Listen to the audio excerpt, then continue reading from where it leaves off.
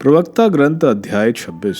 सुखी गृहस्थ का सौभाग्य। साध्वी स्त्री का पति धन्य है, उसकी आयु दुगनी हो जाती है। सुयोग्य पत्नी अपने पति को आनंदित करती है, वह अपने जीवन का पूरा समय शांति में बिताता है। साध्वी पत्नी ईश्वर का वरदान है, वह ईश्वर भक्तों को ही प्राप्त होती है। वह धनी हो या दरिद्र, किंतु दोनों संतुष्ट हैं और उनके चेहरों पर मुस्कान बनी रहती है। दुष्चरित्र पत्नी। मेरे हृदय 3 बात से कांप जाता है और मैं चौथे से डरता हूँ। नगर में बदनामी, तेजित भीड़ और झूठा दोषारोपण, ये सब मृत्यु से भी बदतर है। किंतु जो पत्नी अपनी सौत से ईर्ष्या करती और अपनी कटु बातचीत से झगड़ा पैदा करती, वह मनोव्यथा और विपत्ति का कारण है। दुष्ट पत्नी ढीले जुए की तरह दुखदाई है। जो उस पर नियंत्रण रखना चाहता, वह मानो हाथ में बिच्छू उठाता है। मदिरा पीने वाली पत्नी घृणा उत्पन्न करती है, वह अपना कलंक नहीं छुपा सकेगी। निर्जल आंखों और कनखियों से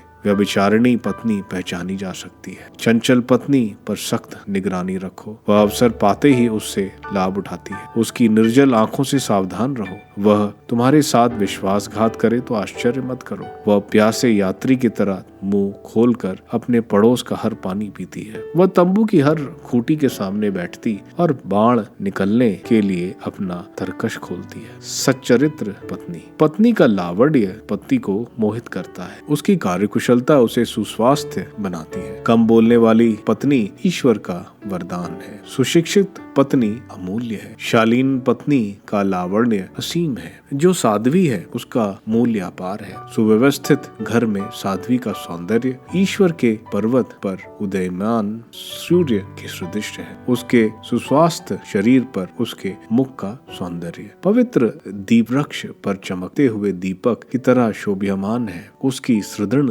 एड़ियों पर उसके सुंदर पैर चांदी की पीठिका पर स्वर्ण खंभों की तरह शोभ्यमान है। साध्वी पत्नी के हृदय में ईश्वर की आज्ञाएं सुदृढ़ आधार पर शाश्वत नींव की तरह संस्थापित है। अप्रिय बातें। 2 बातें मेरी दिल दुखाती हैं और तीसरी मुझ में क्रोध उत्पन्न करती है। सैनिक जो दरिद्र बनता है, समझदार व्यक्ति जिसका तिरस्कार किया जाता है और सधर्मी जो पाप की ओर झुकता है, प्रभु उसे तलवार का शिकार बनने देगा। लेन देन। व्यापारी शायद ही अपराध से बच सकेगा और दुकानदार पाप से मुक्त नहीं रहेगा।